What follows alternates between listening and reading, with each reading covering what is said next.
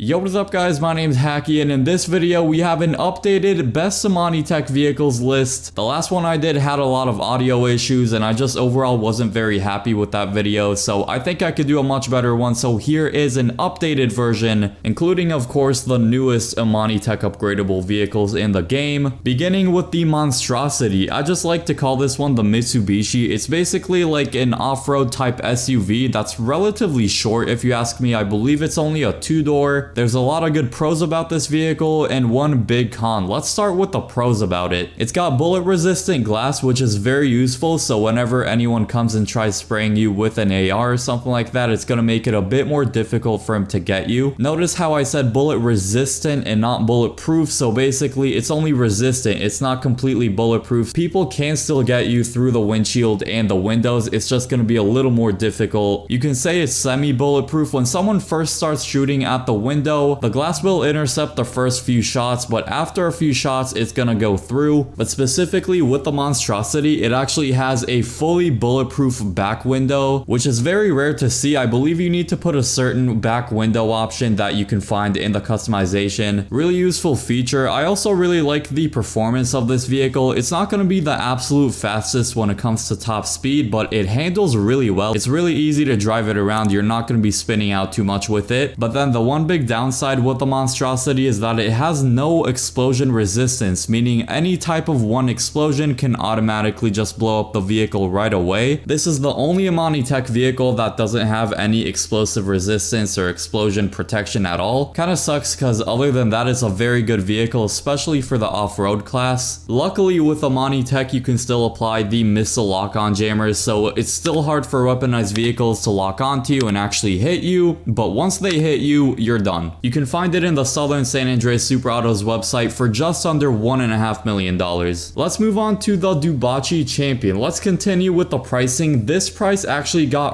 raised with a recent DLC update. It went from like $2.something million raised all the way up to now $3.75 million. So it is very, very expensive, I must say. It's just not worth that price tag, but it does have a lot of good value. I mean, it is a supercar, and one more thing it does lack is top speed. Compared to other supercars, it's not as fast, unfortunately, but it does handle really well, and unlike the Monstrosity, it actually has a lot of great explosive protection. It can withstand 11 homing missiles, which is very good. So not only can you put the missile lock-on jammer on it, but also people have to hit you 12 total times to fully blow your vehicle up, which is extremely difficult, so it's safe to say you're very protected inside of this vehicle. Let's move on to the next one. The Buffalo EVX comes in at a price tag of about 2.2 million bucks, a little bit under that, and it's an electric supercar, which we don't see a whole lot of in the game. It kind of reminds me of the Gauntlet Hellfire, just like an electric version of that one, but it is a little different in some categories. The customization on it is pretty solid. I think it's got some great looks, and it is relatively fast for a muscle car. Now, the two things it really lacks, one is handling / control, and two is brakes. It's got absolutely no brakes. Even with the best brakes you can possibly apply to it, it still just does not want to stop after going at high speeds. You'll find yourself needing to brake like way before you usually do to actually turn somewhere. Otherwise, you're gonna go flying and you're gonna crash, because once again, this vehicle just does not like stopping. I guess you can say it's good for drifting, because a lot of the time it does tend to want to like spin out a good amount, but it is somewhat controllable. I would say it's decently drivable, but there's definitely some challenges that you need to face while cruising around. Next, we have the Virtue, which is arguably the nicest looking Imani tech vehicle we have. It is just an absolute beauty. It is of course a supercar, and the thing with this one is that you can actually get it technically for free. All you need to do to unlock this vehicle is complete the 5 first dose and the 5 last dose missions, and then you can find it next to Eclipse Towers. It'll show you exactly what you need to do after you complete the first and last dose missions through DAX. And I mean, yes, you have to spend on the upgrades, but the fact that you can get such a cool looking car that's probably otherwise would be very expensive completely for free is actually crazy. That is such a steal. I highly recommend getting this one. It's respectively one of the fastest Imani tech vehicles. Of course, it's got the missile lock-on jammer, it's got the remote unit option, all the basic Imani tech stuff, and explosive resistance. Once again, unlike the Monstrosity. The highlight of the Virtue for me, besides the looks of it, is the acceleration. acceleration. It is electric, so the acceleration is crazy fast. It is neck and neck for the best acceleration amongst all Imani Tech vehicles. We'll talk about the other one later on. Definitely recommend this vehicle. It's probably the most affordable option on this list just because you can get it for free and then only spend on the upgrades. Moving on to the Jubilee. This is probably the most luxurious looking car in the Imani Tech class. I recently went to Los Angeles and saw a good amount of real-life versions of this car. Let me tell you, this vehicle not only looks amazing in the game, but it looks even nicer in real life. Like, the jaw-dropping effect it has on people is crazy. It's based off a Rolls-Royce Cullinan in real life, which is a very high-end vehicle. It's got good explosive protection. It's got the bulletproof glass as well, or not bulletproof, sorry, I should say semi-bulletproof, so bullet-resistant glass, which once again is very useful. It has a really good top speed for an SUV. It's relatively fast. The handling is solid as well, and you can buy it for about $1.6 million,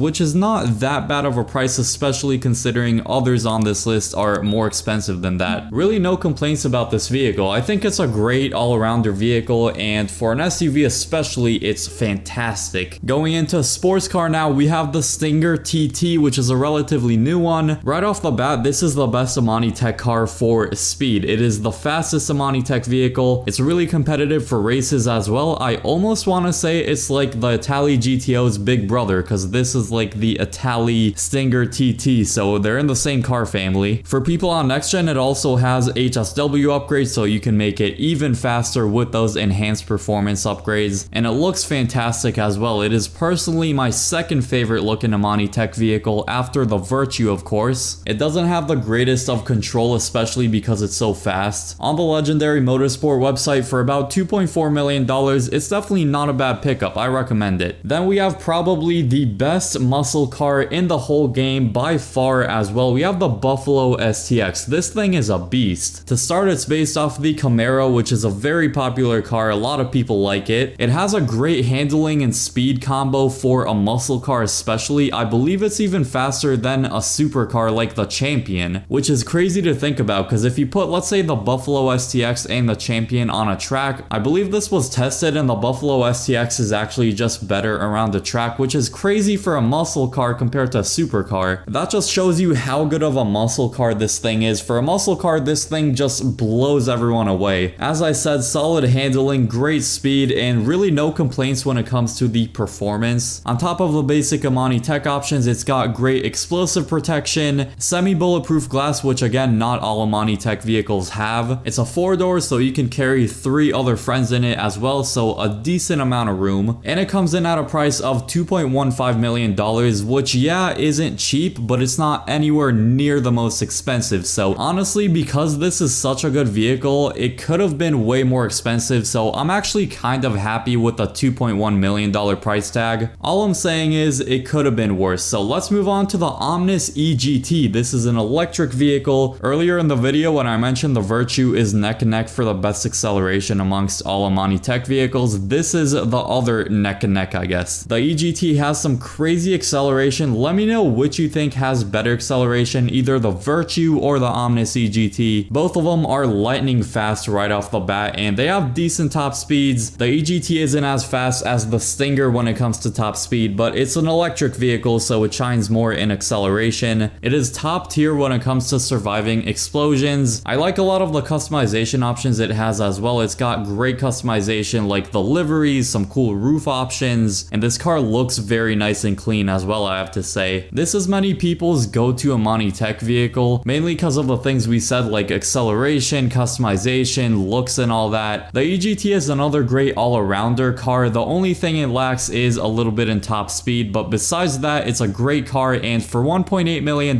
it's a pretty good deal. Now going into a little bit of a different one, this is because this one's only available on the next-gen platforms. The Weaponized Ignis is just a bigger and better version of the Ignis that's available on all platforms. For one thing, you can equip it with HSW mods, which is also only available on next gen, so it can be extremely fast, and it has this extremely good machine gun on the top of it. It's no ordinary light machine gun, it is an absolute tank. Each bullet is so freaking heavy, and it could blow up any street vehicle within a matter of a few seconds. No other Imani tech vehicle has anywhere near as good of a machine gun as the one on the Ignis, or the weaponized Ignis I should say, and it's fast, it's got good handling. The only drawback with it is that it doesn't really have any explosive protection, so like the Monstrosity, it also lacks in that field, but it is definitely a fantastic option for those of you playing on the next gen platforms. I did want to include this one because it still is a good option, but because it's only available on next gen, I wanted to save it for the end of the video. Out of the cars in this video, which one is your favorite? Let me know down below in the comments. And if you enjoyed this video, drop a like and a sub if you are new. Now click the video on screen now if you want to see the best HSW vehicles in GTA Online. I hope you all enjoy that video, and peace.